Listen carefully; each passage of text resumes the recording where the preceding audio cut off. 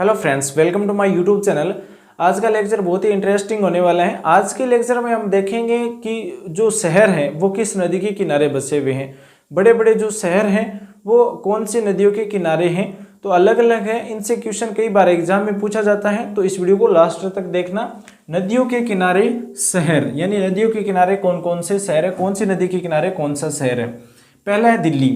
दिल्ली है, जो दिल्ली है वो किस नदी के किनारे है, तो दिल्ली के नज़दीक से गुजरती है यमुना नदी, यानी अंदर से गुजरती है दिल्ली की, तो ये नदी दिल्ली से गुजरती है। इसका मतलब दिल्ली है वो किस नदी के किनारे हो जाएगा, यमुना नदी के किनारे। लास्ट में मैं आपको ये बताऊंगा कि कौन कौन से हैं वो एग्जाम में पूछे गए हैं।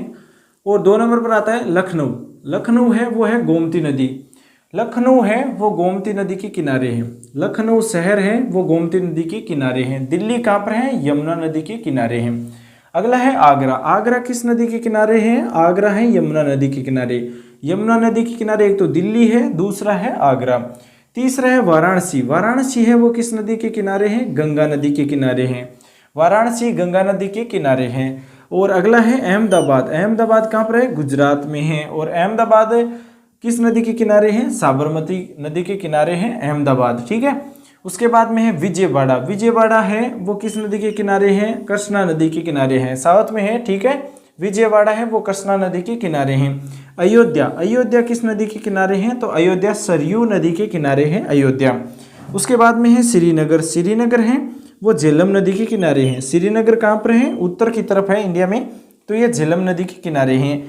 अगला है गुवाहाटी। गुवाहाटी कहाँ पर है, गुवाहाटी है पूर्वी दिशा की ओर, यानी इंडिया के मैप में देखेंगे आप, गुवाहाटी है वो असम के नज़दीक वहाँ पर दिखाई देगा। तो वहाँ पर कौन सी नदी है, ब्रह्मपुत्र नदी है। उसके बाद में है कलकत्ता। कलकत्ता है वो किस नदी के किनारे है, हुगली नदी, बहुत ही महत्वपूर्ण है हुगली नदी। कलकत्ता शहर बसा हुआ है हुगली नदी के किनारे। कटक। कटक तो आप जानते होंगे, चावल अनुसंधान वाला केंद्र है। महानदी। कटक शहर है वो किस नदी के किनारे है, महानदी किनारे बसा हुआ है, ठीक है। महानदी के किनारे है कटक।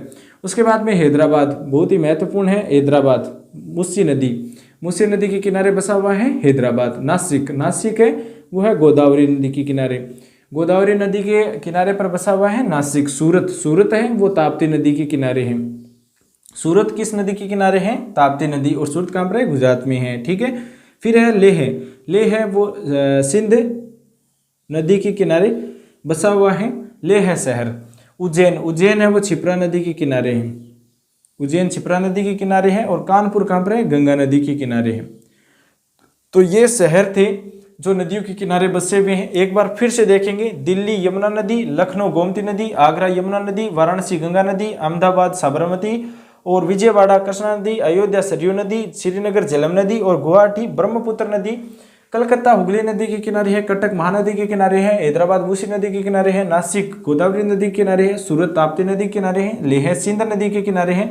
उज्जैन क्षिप्रा नदी के किनारे, और कानपुर गंगा नदी के किनारे है। अब महत्वपूर्ण कौन सा है, महत्वपूर्ण एक तो है दोस्तों दिल्ली। दिल्ली किस नदी के किनारे है। दूसरा है आगरा। ये पूछे गए वो मैं बता रहा हूँ आपको। अयोध्या को इतनी बार पूछा गया एग्जाम में, बहुत बार पूछा गया, अयोध्या किस नदी के किनारे है। अयोध्या श्रीनगर। अयोध्या श्रीनगर। गुवाहाटी भी पूछा गया है। उसके बाद में कलकत्ता भी पूछा गया है। कटक तो बहुत बार पूछा गया है। कटक और अयोध्या है ना, ये दोनों बहुत बार पूछे गए हैं। कटक और अयोध्या। एक है उज्जैन। उज्जैन। कानपुर भी पूछा गया है। कानपुर पूछा गया है, कटक पूछा गया है, और उसके बाद में उज्जैन तो बहुत बार पूछा गया। उज्जैन याद रखिए, उज्जैन, अयोध्या, कटक और आगरा। आगरा, अयोध्या, उज्जैन, कटक, ये चारों आप महत्वपूर्ण से महत्वपूर्ण है। इनसे क्वेश्चन पूछा जाता है तो इन चारों में से ही पूछा जाता है। बाकी आप सभी देख लीजिए, 5-10 से गए, सभी महत्वपूर्ण हैं। तो ये जो जानकारी थी शहर बसे हुए नदियों के किनारे, ये जानकारी आपको अच्छी लगी हो तो इस वीडियो को लाइक करके अपने दोस्तों के साथ शेयर जरूर कर देना। इसी प्रकार की जानकारी आपको आगे भी मिलती रहेगी। Thanks for watching. आपका दिन शुभ हो।